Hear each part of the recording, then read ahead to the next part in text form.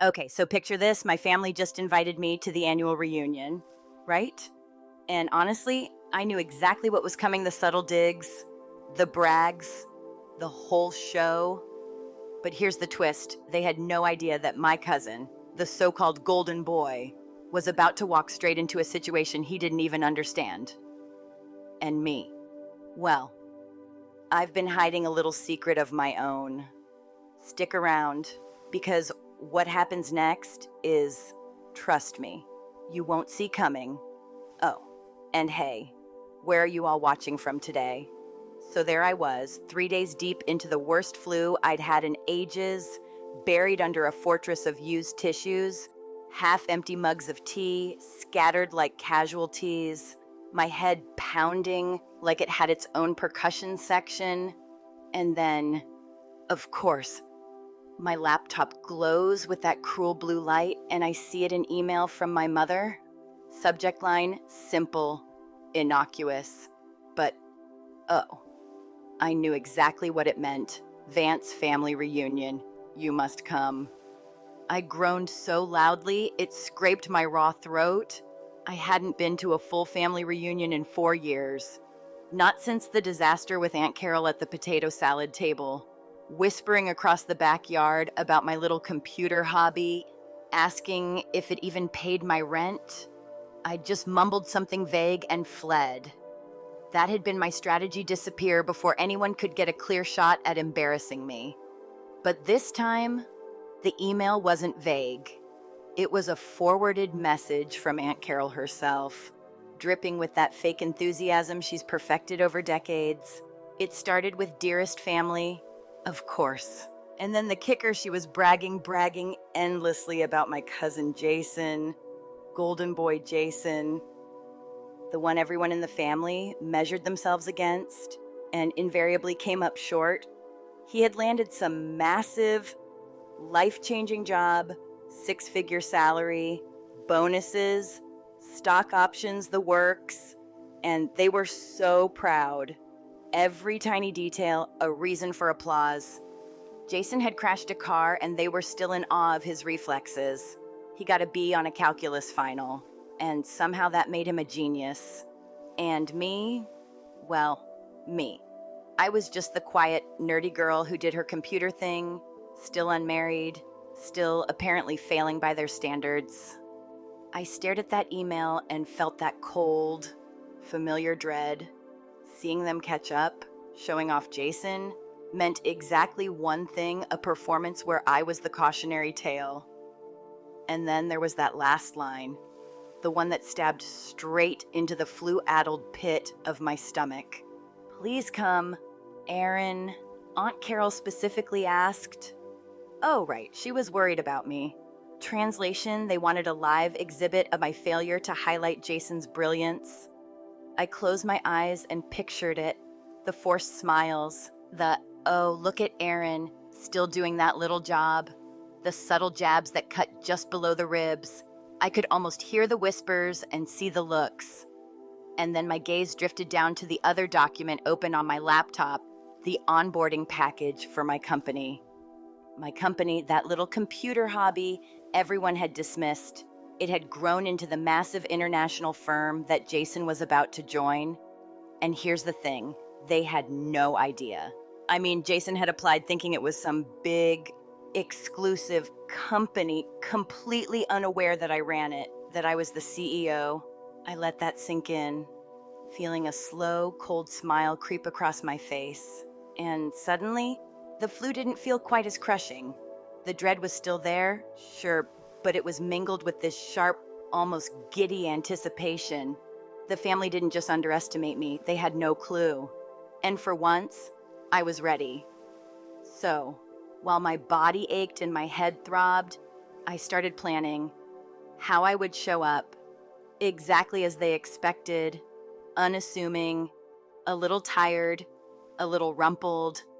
They'd see me and think, same old Aaron, still invisible. Meanwhile, Jason had walked right into a storm he didn't even know was brewing, and Aunt Carol.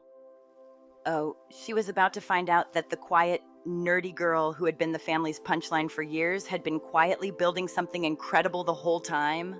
I could picture the reunion, already the barbecue smells, the fake smiles, the nervous small talk, all of it serving as the stage for her triumph.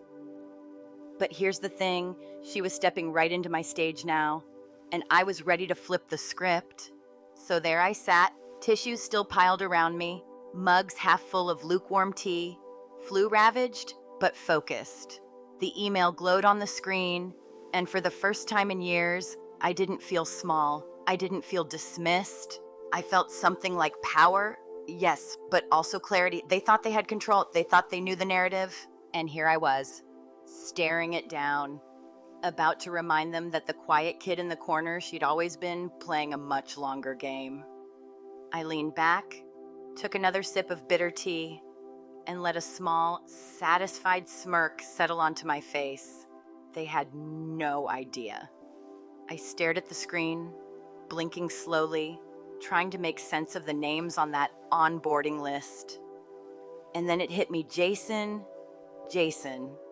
my golden boy cousin, was listed there.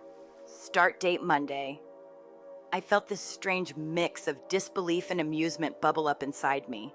He had applied to my company, the very firm I had built from scratch in my tiny studio apartment years ago. My studio that had seemed like a little corner of the world to my family, where they thought I was tinkering aimlessly with computers, now housed the empire that Jason was about to walk into, completely blind. I couldn't help the slow, cold smile that spread across my face. I mean, this was too good. It was almost cinematic in its timing. They had spent all these years underestimating me, laughing quietly, rolling their eyes at my computer hobby, assuming I'd never amount to anything. And now, Jason, the poster child of family success, was stepping right into my universe without a clue. I could see it so clearly. Even from my fever-addled haze, his arrogance, the pride he carried, the way he never bothered to do even the smallest bit of homework on the company he thought he was joining. He didn't know the name behind the companies. He didn't know who was running the show. And that gave me all the leverage. A little thrill ran through me. This was going to be messy, precise, satisfying. It wasn't just about proving them wrong. No, it was about control, about taking the narrative back after years of being the quiet, background figure. I leaned back in my chair, trying not to cough into the sleeve of my sweatshirt, and let my mind wander through the possibilities. How would I show up at the reunion? How would I look unassuming, just like they expected? Slightly tired, a little rumpled, carrying all the weight of being the invisible cousin while secretly holding all the cards. The thought alone made me grin wider. My company, Vance Meridian, wasn't flashy. We didn't advertise. We weren't trying to win any popularity contests or social media clout. We were precise, discreet, almost invisible.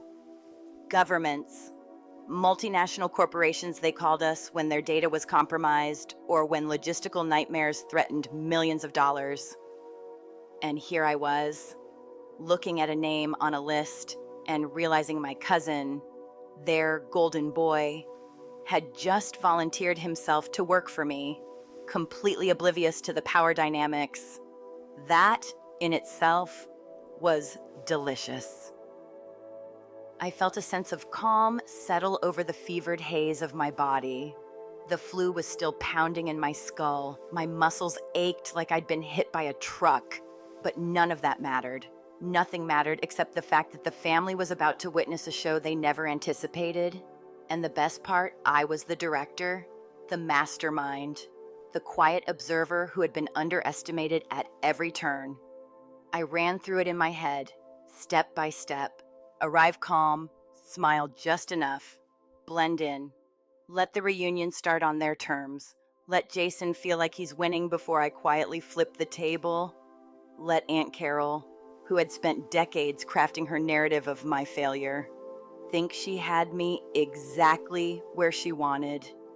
And then I would reveal the truth that had been building for years, the silent, invisible truth that the girl they had dismissed, the quiet, nerdy cousin, had been quietly building a company that had not only survived, but thrived beyond anything they could have imagined, beyond what Jason could even dream of understanding. And just like that, the narrative of the reunion shifted in my mind. It wasn't going to be about Jason's accomplishments, or his six-figure job, or the carefully curated image that Aunt Carol had spent years polishing. No, it was about exposure, revelation, and finally, quiet vindication. I started thinking about the reactions Jason's confusion when he realized who I was, Aunt Carol's disbelief when she understood that the golden boy she'd paraded around was technically my subordinate, the gasps from relatives who had never seen me as anything other than meek and unassuming. I could almost hear their murmurs, the shifting weight of social hierarchy tipping in a way they never anticipated. And then I remembered the list again, Jason's name, and I felt a surge of satisfaction. This wasn't just a coincidence. This was perfect timing, perfect execution. My mind wandered briefly to the work we'd done overseas, the quiet expansion, the London deal, the secretive contracts that no one outside our client circle even knew existed. And now, Jason was stepping into that world completely blind. My company was my fortress, my secret, and he had just given me the perfect entry point to reveal it all in the most controlled, satisfying way possible. I sipped my bitter tea, grimacing at the taste, and let the plan start to coalesce. How I'd pace myself, what I'd say, when to let the revelation land. It was almost like choreographing a dance, each move calculated yet effortless. And I realized, as I sat there in my little fortress of tissues and mugs, that the reunion would never be the same. They thought they knew the story. They thought they understood the hierarchy, the achievements, the place of each family member. They were wrong, completely wrong. And that realization, that slow, creeping awareness that the tables were about to turn was intoxicating. For the first time in years, I felt fully in control, fully seen, even if they didn't yet know it. And I couldn't wait for the show to begin. I parked a few blocks away, letting the humid July air stick to my skin, my little sedan feeling almost heroic in its plainness. Today wasn't about flash, it was about blending in, fading into the background, being exactly what they expected. I left my Tesla at home, no need for a shiny car to ruin the narrative. Walking toward Aunt Carol's sprawling new house, I let my eyes adjust to the manicured perfection of her lawn, the beige stucco glaring under the afternoon sun, and the giant banner flapping lazily over the entryway. Congratulations, Jason, the future is yours. I had to fight a smirk. Ah, yes, the Golden Boy's coronation. The opening salvo was waiting behind that front door, and I was ready to step in like the quiet observer who knew the game better than anyone. The door swung open before I could even reach it. Aunt Carol, enveloped in perfume and hairspray, practically bounced out to greet me. Aaron, you made it. Oh, you poor dear. You look exhausted. That was the first strike. Not a question about how I was. Not a hello. Exhausted. Confirmation of presumed failure. I forced a smile. Just a little tired from work. Aunt Carol. Oh, of course. Your little job. She cooed, leading me inside. The house was packed. The smell of catered barbecue hung thick, mingling with sunscreen, cologne, and the faint metallic tang of the pool.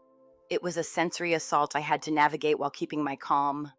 Blending in, listening, every cousin, uncle, aunt, they all had their lines ready.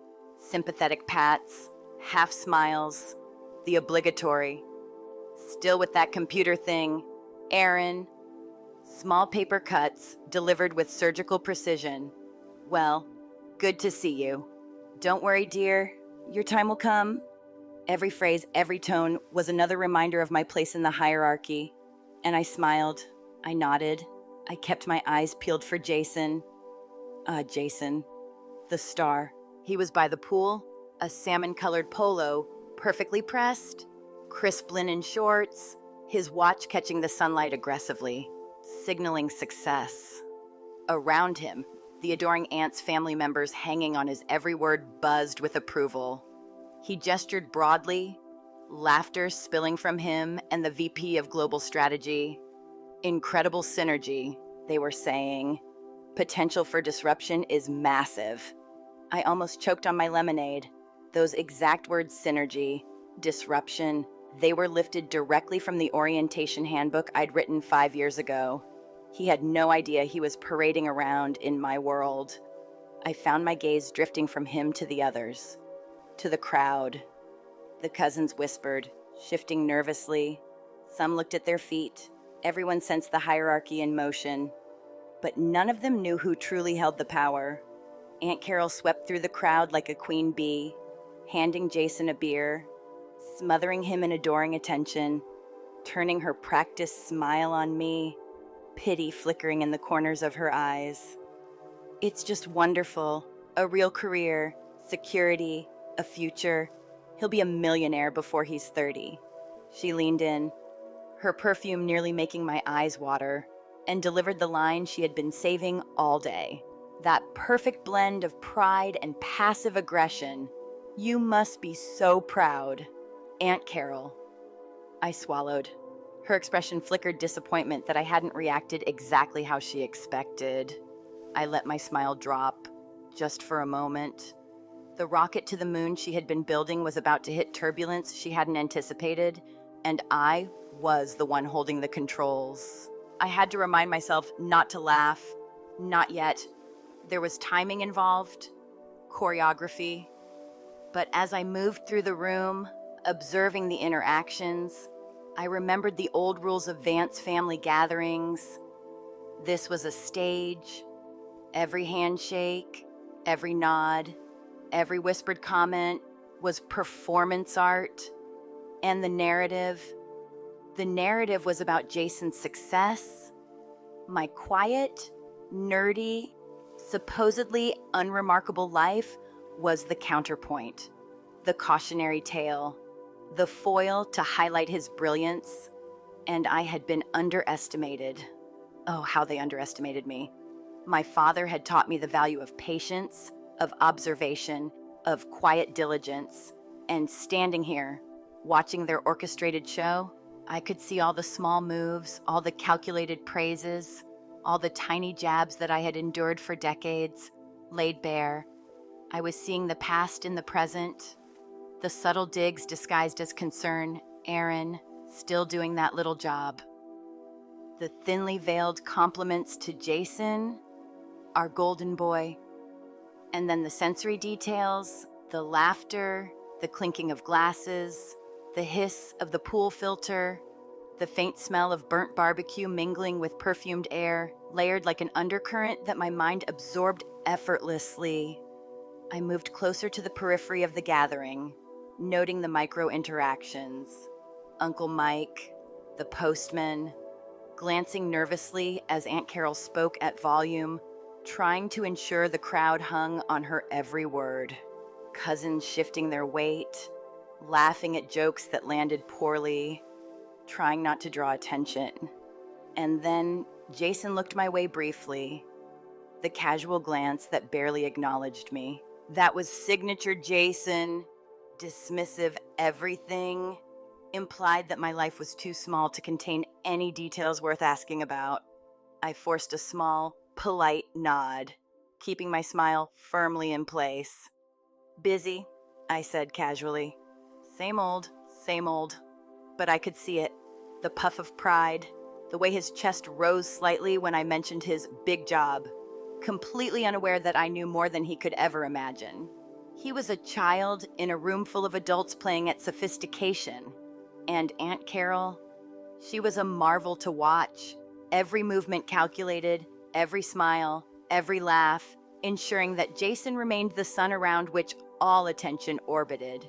She didn't see me as a threat yet, but I could read the tension in the room, the unspoken comparisons, the subtle shifting of social hierarchy, and the smells, the sounds, the almost tactile heat of the crowd. It all felt heightened, like I was watching a film in slow motion.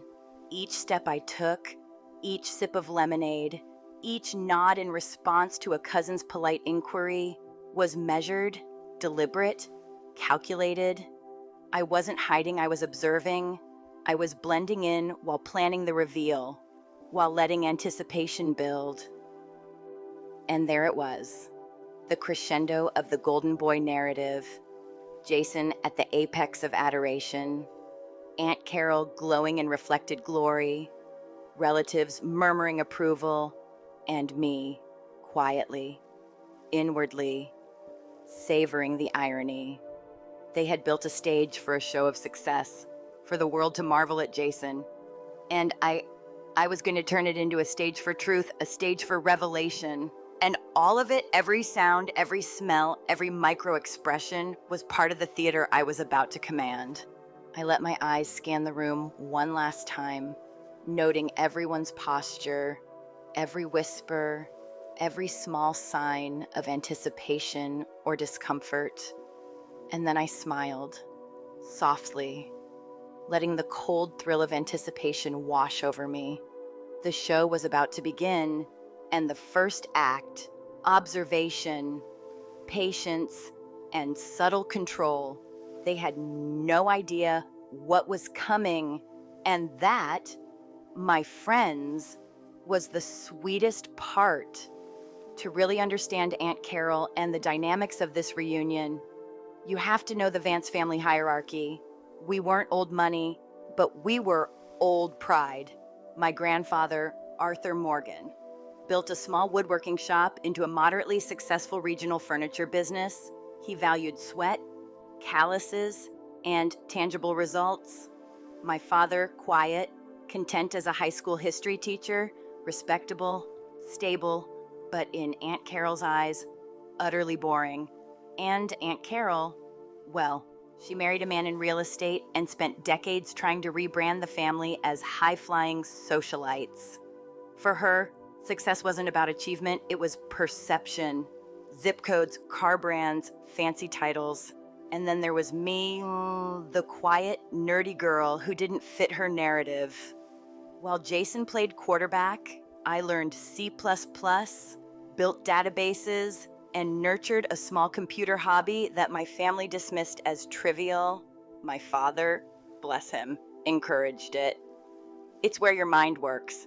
Aaron, he'd say, don't let anyone tell you that's not valuable. But when he passed suddenly during my sophomore year of college, the anchor was gone. My mother retreated into grief, and Aunt Carol swooped in, passing judgment disguised as help. She'd walk into my room, see my little computers and servers, and tut-tut at the clutter. Aaron, honey, I know you're sad, but you can't just hide in here with these toys.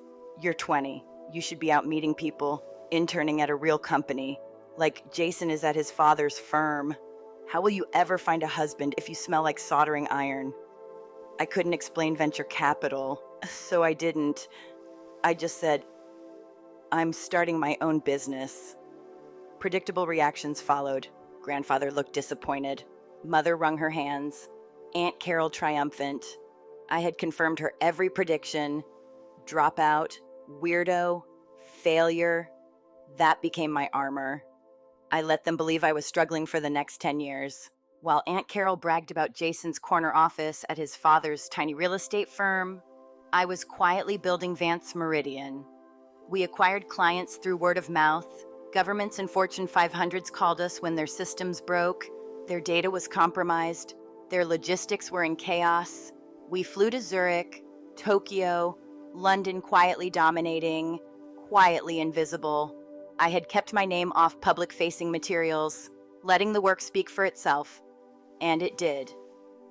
And now, standing by the pool at Aunt Carol's reunion, I could see the antagonist in full bloom. She had spent a decade cultivating this narrative of my failure, Today was meant to be her victory lap. She had gathered the entire family as witnesses. But watching her, I realized she was more caricature than villain, blinded by her shallow definition of success. Aunt Carol clinked a spoon against a wine glass. "A toast," she called. The family murmured, gathering round. "Thank you all for coming," she trilled. "Especially to celebrate my brilliant, brilliant boy." She pinched Jason's cheek. He looked embarrassed but pleased. "As you all know, Jason has just accepted a position at one of the most prestigious firms in the country," she continued, voice rising. "A job that people dream of, a job for leaders." Her eyes locked on me, the air thick with expectation. "It just goes to show," she said, "what happens when you have focus ambition, when you don't just give up and settle." The room was waiting for me to shrink. And for years, but not today. That question, "What have you been up to?" had always been the weapon, perfectly calibrated. Today, it was a challenge, and I was ready. My father's voice echoed in my mind, "Don't ever let anyone tell you that's not valuable." I had spent 10 years quietly proving it, building Vance Meridian into a global force, creating hundreds of real jobs, and supporting family members without them knowing. My grandfather's furniture business nearly collapsed 6 years ago. I had rescued it with a check from a shell corporation. My cousin Sarah's full-ride medical scholarship, paid through a trust I had quietly maintained. I had been the safety net for this family. Invisible, but indispensable. Aunt Carol, the supposed queen of social perception, had no idea that the quiet nerd she had mocked for years was holding the family together. And standing there, by the chlorine pool, I could see every misjudgment she had made, every assumption, every casual dismissal. It was all about to unravel, and I could feel the satisfaction coiling inside me. Quiet, simmering, patient. I reflected on my own journey, the decision to drop out of a prestigious university because I had secured $1.5 million in seed investment. The sleepless nights coding, negotiating, learning, growing while the family thought I was floundering. Every underestimated move had been deliberate, every hidden success, carefully nurtured. And now, it was time for the reveal. But first, observation. First, patience.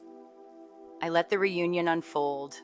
Aunt Carol orchestrating her golden boy parade, cousins whispering, uncles nodding politely, all playing their parts in a decades-long narrative.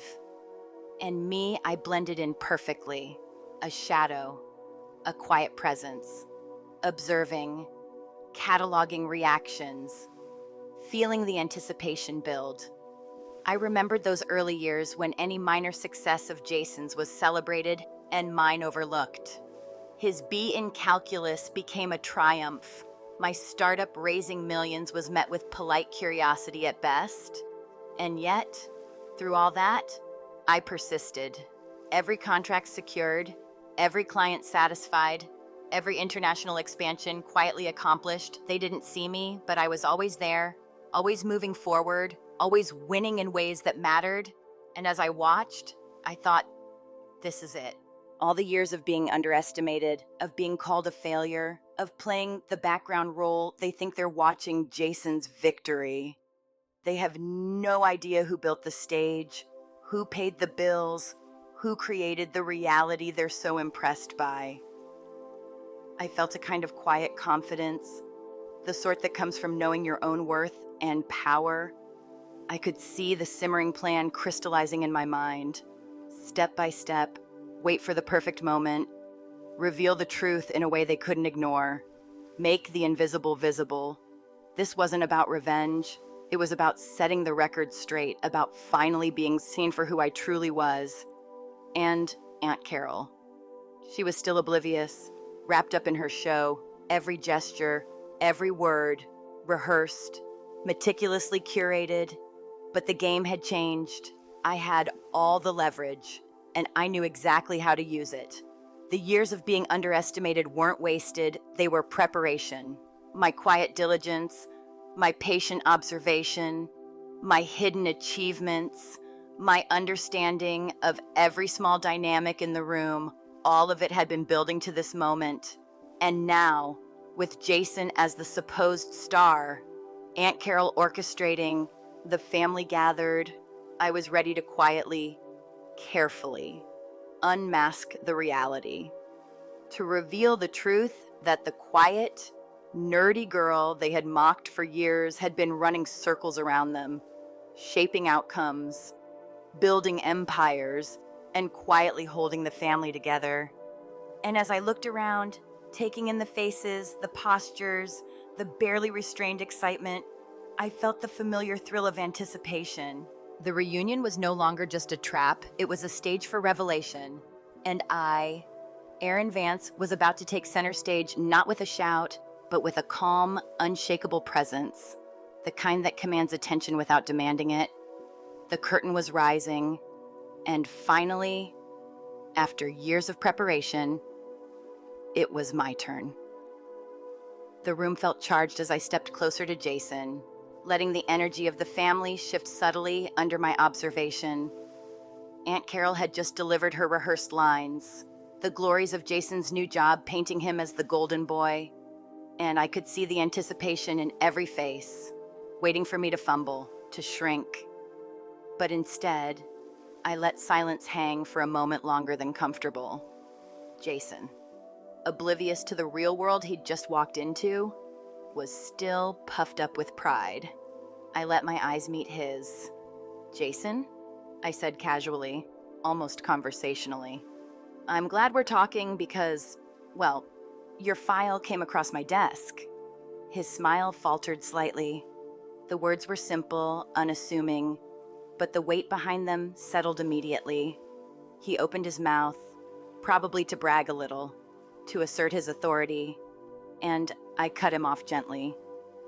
"I noticed a few things that need clarification." He blinked. "Clarification," he echoed, his voice faltering. I nodded slowly, keeping my tone calm, conversational, almost bored. "Yeah, you see, the resume you submitted, there are some discrepancies." Jason's eyes widened. He glanced at his mother, then back at me, confusion and panic rising like a tide. Aunt Carol's expression shifted: initial surprise, then that sharp maternal pride bracing for defense. I took another step closer, speaking quietly but in a way that carried across the patio. "Your degree, Jason, did you graduate?" His throat moved. Words caught somewhere between disbelief and fear. "No, well, I mean, sort of." The hesitation made my smile widen subtly, though I kept it contained. "You see, I looked into the details," I continued, showing him my phone with data pulled directly from public records and internal company notes. "And it seems, you didn't. Credits missing, internship claims exaggerated, head of regional development. That office was a two-person operation above a dry cleaner." His mouth opened, closed, opened again. No, that's... Panic was setting in, but I stayed calm, allowing the tension to build naturally, letting the family absorb every flicker of emotion. Cousins shifted in their spots, murmurs rippling through the group. Aunt Carol's teeth clenched. This isn't true," she hissed. I didn't flinch. "It is," I said simply. "And as it happens, I'm the CEO of the company you applied to." The words landed like a hammer. The gasps came slowly at first, a ripple through the patio, then a collective intake of breath. Jason's face drained of color, his golden boy aura evaporating in an instant. He looked at me like I was some impossible apparition. "Wait, what?" His voice cracked, faltering under the realization. I let it hang. "Yes, I said, taking a deliberate pause, scanning the reactions. Vance Meridian? My company? The one you thought was some massive firm you'd earned a spot in. That's the little computer hobby I started in my dorm room. That's the firm you're about to work for. Jason's jaw dropped. I could see the panic spreading across his features as comprehension dawned. No, that's impossible. His voice barely a whisper. Aunt Carol's hand flew to her mouth, her eyes wide, the pride she had clung to evaporating in front of every relative. You're lying, she snapped. You've always been jealous. I let my smile drop into something colder, sharper. Jealous of what exactly? Aunt Carol, his fake degree, his embellished resume, or the fact that he applied to a company bearing our family name and didn't even know the CEO? Silence. The family collectively held their breath. Jason trembled, his earlier bravado gone, replaced by raw terror. I leaned closer to him, conversational, yet firm. Jason, this isn't just about a missing degree or a resume. This is a federal offense. You misrepresented credentials to a corporation that could have major federal contracts. That's serious, very serious. He flinched, eyes darting to his mother, pleading for intervention. Aunt Carol, flustered, tried to interject. You can't, you're exaggerating. She's jealous. I didn't let her finish. I kept my gaze on Jason, calm and deliberate. No, Jason, I am not exaggerating. You were sloppy. In my company, sloppiness isn't just frowned upon, it has real consequences.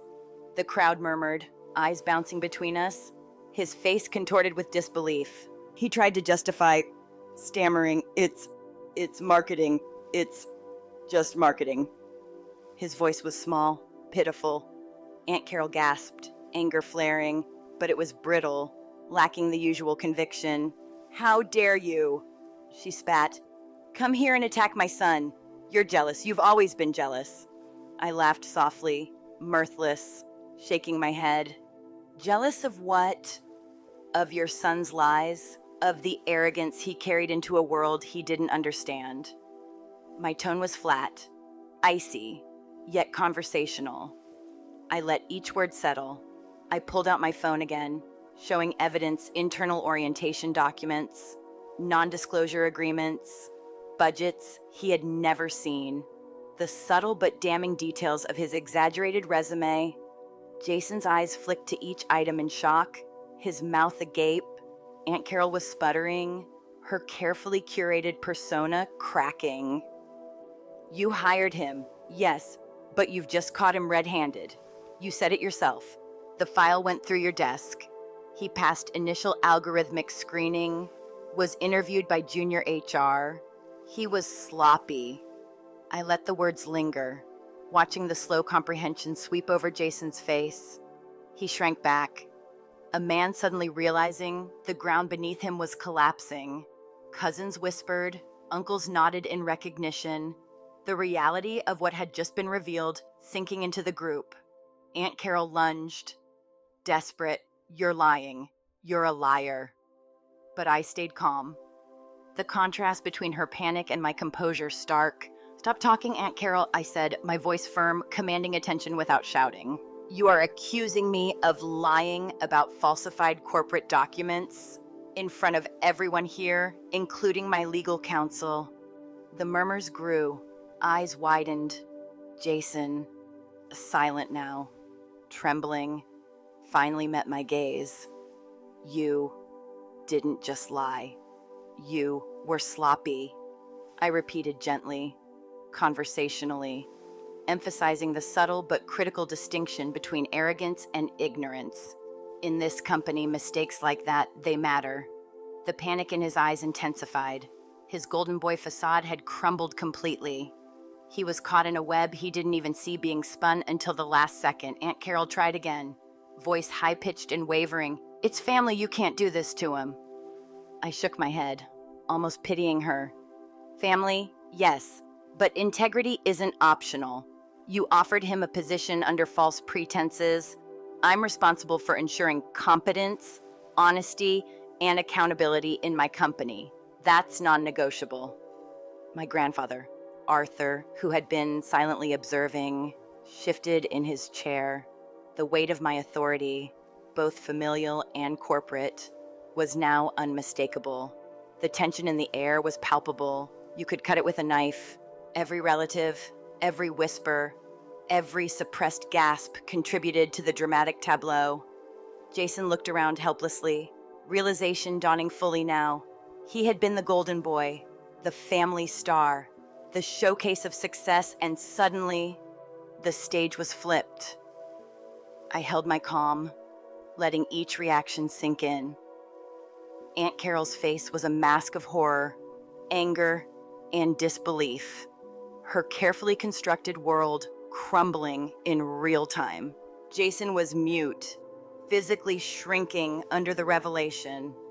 I had achieved the perfect tension, humiliation, authority, and the controlled revelation of power. The room no longer celebrated him, it marveled at the shift, and I was the quiet, composed center of the storm, the calm eye in the whirlwind of familial chaos. I didn't raise my voice, I didn't shout, I simply let the truth land, measured, deliberate, and inescapable. Every pause, every careful word, every glance was timed to maximize comprehension, to build suspense, to deliver undeniable reality. And as the air thickened with shock and murmurs, I could feel the simmering satisfaction. The first confrontation, the initial exposure of truth, was complete. Jason, Aunt Carol, the family they had witnessed what I had known all along, the underestimated girl, the quiet, nerdy cousin, was not only competent, but powerful. And now, they couldn't unsee it. After Jason's face had turned a sickly shade of pale and Aunt Carol's sharp edges started to wobble, I decided it was time to widen the lens. The revelation of the resume fraud was just the first layer. I wanted everyone to see the full picture, the scale of what had been quietly happening behind their blinders. I took a slow, deliberate breath, letting the murmurs settle, and spoke clearly, almost conversationally. You know, there's more you probably don't realize about Vance Meridian. I let the name hang in the air, letting it register, letting it land. Jason's eyes flicked up, panic still fresh, his mouth slightly open as if trying to form words that wouldn't come. Aunt Carol's expression shifted suspicion mingled with disbelief, that familiar upper crust confidence faltering just enough to let a crack of doubt in. I started outlining, calmly, conversationally, letting each fact land with its own weight. We're not small, not in the slightest. Offices in New York, London, Tokyo, Zurich, over 800 employees, not counting contractors. Last year, our valuation topped $9 billion. A few cousins' jaws literally dropped. I could see the heat rising in Aunt Carol's cheeks as the words hit. Like a splash of cold water she couldn't dodge. I let it linger a beat. 9 billion. I repeated softly, letting it roll over the group, scanning reactions. One of my cousins in the back even fainted slightly, knees buckling as someone caught her, and no one helped. At first, because everyone was still processing, my mother, wide-eyed, pale, whispered, 9 billion. Her hands flew to her face, disbelief painted across every line. Aunt Carol shook her head, letting out a high-pitched laugh that bubbled up like steam from a kettle forced, brittle, incredulous. Lies, more lies. You're pathological. You're making it all up. I didn't flinch. Instead, I let the evidence do the talking. I pulled out a few documents, carefully selected proof of global contracts, internal memos, budgets, client letters. Not too much. Just enough to make the point. The murmurs grew louder, the gasps spreading across the patio. Jason's gaze was fixed downward, jaw tight, as if he was trying to disappear. He had spent the last month bragging to everyone about a six-figure position, and now the reality was hitting like a tidal wave. He was about to work for the quiet cousin he had mocked, for the empire she had built in plain sight. I shifted the focus to the family impact, keeping it calm, measured, almost serial, like I was pointing out the weather. You see, I continued, eyes sweeping the crowd. While everyone was busy celebrating Jason's corner office and what he thought were accomplishments, I was quietly making sure family members had the support they needed. Aunt Carol's nostrils flared, defensive. "What are you talking about?" she spat. I let a soft smile tug at my lips. "Grandpa's furniture business. You remember the crisis 6 years ago? I saved it. That private loan, the one that kept the mill from foreclosure, that came from me." You could see her brain stalling, the narrative of her perfect son versus my quiet success colliding. I let it sink in. Cousin Sarah's scholarship to medical school paid for the last 6 years by a trust I maintain, and the one that didn't exist. That's right, I am the Vance Education Trust. Every cent of tuition, books, housing handled. She graduates top of her class this May. Eyes widened further, whispers rising. A few relatives leaned in, murmuring disbelief, comparing notes with each other. Aunt Carol's face went from shock to horror to near purple as the implications stacked. You, she stammered, voice cracking. "You can't, you've been..." Her words trailed off. I cut in, calm, slightly conversational.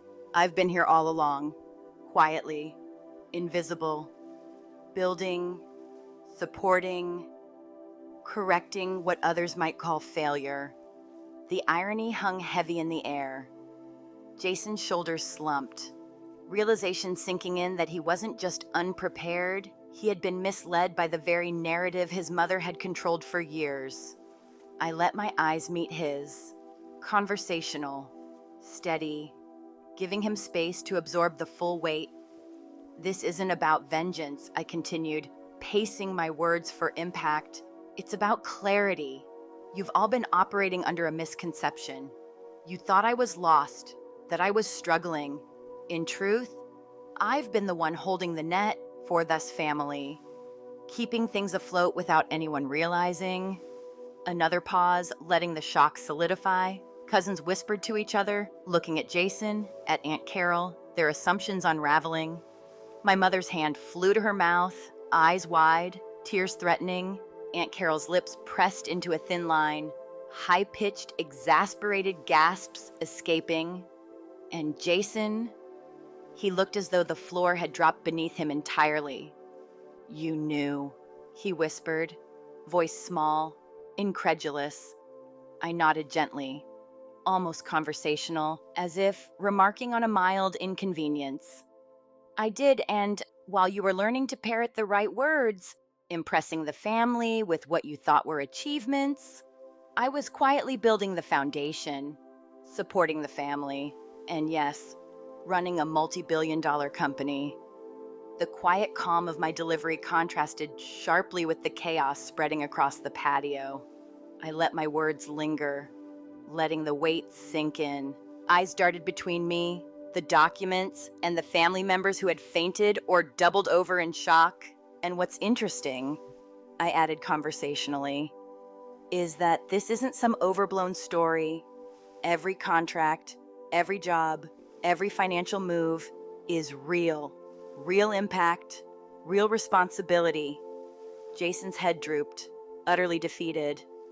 Aunt Carol's expression oscillated between fury and disbelief, the carefully constructed facade collapsing under the undeniable facts. I shifted to one final point, letting it settle, conversationally, almost gently. "So yes, I've been successful, discreet, effective, and yes, completely underestimated. But the key point, I've also been quietly supporting the people in this room without them ever realizing it." That line, soft but deliberate, landed like a hammer. The silence stretched for a beat, long enough for the gravity of the statement to sink in. Relatives leaned toward each other, whispering, glancing back at me for confirmation. Aunt Carol's hands trembled slightly, her perfume wafting faintly in the tense air. My mother's eyes welled with tears, a mix of pride and awe. And Jason, he finally looked at me, the realization clear, the shame palpable, the power dynamic utterly flipped. I let it settle there, conversationally, keeping my posture relaxed, my tone calm, letting them absorb it, letting the revelation do the work for me. There was no shouting, no dramatic flourish, just the truth, delivered plainly, measured, undeniable. So, I added lightly, almost like an aside. Any questions? The tension cracked further, murmurs rippled, eyes darted around, no one quite able to speak first. Aunt Carol's mouth opened and closed, no sound coming out. Jason's shoulders slumped completely, a mix of panic and disbelief. The family was stunned. They had assumed the narrative, the hierarchy, the roles, and suddenly all assumptions were gone, and I remained calm, conversational, in control, letting the evidence, the facts, and my quiet presence do the work. I was finally being seen for who I truly was, and the ripple effects, the shock, the disbelief, the reordering of perceived value spread across the patio like a tide, undeniable, irreversible. It was a masterclass in subtle revelation, and the family was living it in real time. After the dust settled on that chaotic reunion, the atmosphere had shifted completely. Aunt Carol, once the queen of perception and control, was reduced to a quiet, social ghost. She had lost her audience. The family who had once marveled at her golden boy narratives, now staring at her with disbelief, or in some cases, outright pity. The house that had seemed like her fortress, filled with banners and celebrations of Jason, had turned into a reminder of her overreach. I watched as she wandered through the rooms, avoiding eye contact, her carefully rehearsed confidence nowhere to be found. Uncle Frank, surprisingly, thrived. Freed from Aunt Carol's constant pressure and perfectionism, he looked happier than I had seen him in years. Taking his half of the liquidation from the subsidiary, I dissolved and embracing a simple life at a local hardware store. My mother, finally understanding the depth of my work and the care I had quietly put into supporting the family, became my biggest champion. She ran into the various relatives she met on errands, telling the story of how I had quietly saved the family, framed in her kind, generous way. Her version painted me as a quiet genius who had held everything together while being underestimated. A little embarrassing at times, yes, but overwhelmingly competent and wise. Jason, true to his word, disappeared for a while, sending me one final email, a formal letter of apology that included my mother and grandfather. He admitted his arrogance, his resume fraud, and the years he had spent mocking me. He enrolled in community college and committed to working for his education and growth on his own merit. That, I think, was the most impressive action I had ever seen from him. His first true sound act of accountability.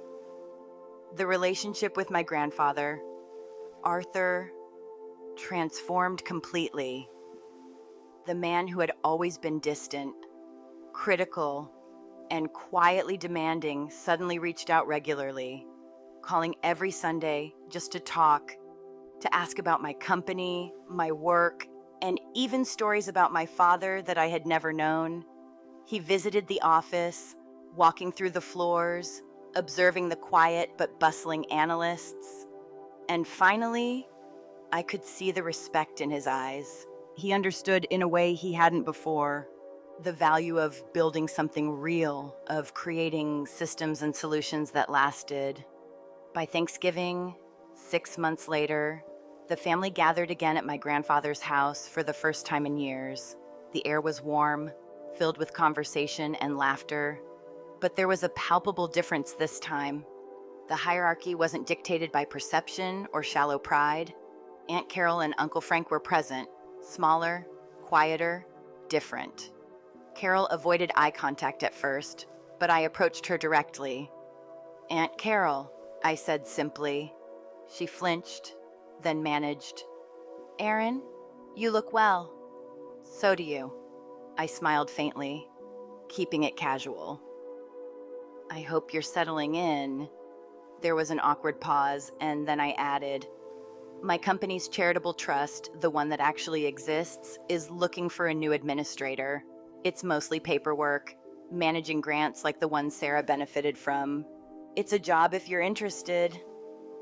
She stared, mouth slightly open, stunned. You'd give me a job." I nodded, conversationally. "It's a chance to do some real good. Aunt Carol, to rebuild, to actually be proud of something." I didn't wait for her to respond. I walked away, feeling a weight lift from my shoulders, one I hadn't fully realized I was carrying. Later, as everyone sat down for dinner, my grandfather stood up and raised his glass. His voice was thick, heavy with emotion. "I am thankful for many things this year," he began. "For my family, for our health, but most of all, for clarity." He looked directly at me, the acknowledgement in his eyes profound. For too long, we valued the noise of success, the loud brags, the shiny toys. We forgot what both our names, Vance and Morgan, truly stand for: integrity, hard work, and building things that last. The room was quiet, every face attentive. He raised his glass higher, to my granddaughter, Erin, who in her quiet, persistent, brilliant way never forgot. "She is the best of all of us." To Erin. Glasses clinked, the sound warm, echoing around the table. I looked around, my mother weeping quietly but proudly, my uncle smiling genuinely, Jason sending a simple "Happy Thanksgiving, boss" text from his phone, Aunt Carol looking down at her plate but lifting her glass just a fraction of an inch. There was peace, relief, vindication. My little computer hobby, once a source of mockery and underestimation, hadn't just made me financially secure, it had given me the power to protect and support my family, to expose a long-standing fraud, and to rewrite my own story on my terms. As I raised my glass, a quiet pride settled over me, warm and steady. I thought of my father, of his encouragement, and I felt him with me in that moment, and I knew, deep down, that he would have been immensely proud. For the first time, all the years of struggle, the careful concealment of my successes, the patience and observation, had culminated in a moment of clarity for the entire family. The right kind of clarity, not loud, not flashy, but undeniable. It was a victory not just of wealth, not just of corporate success, but of integrity, quiet influence, and careful, deliberate truth. And as the room settled into a kind of gentle celebration, I felt at peace, relief, and the knowledge that for once, the family could see me as I truly was capable, accomplished, and unwavering in my quiet power. And that's the story. A decade of underestimation, quiet work, and patience finally paid off, not with loud revenge, but with clarity, justice, and a little bit of satisfaction. Sometimes the biggest victories are the ones no one sees coming. If you enjoyed this story, go ahead and give it a like, and consider subscribing for more tales that prove quiet persistence can change everything. And hey, I'd love to know, where are you all watching from today?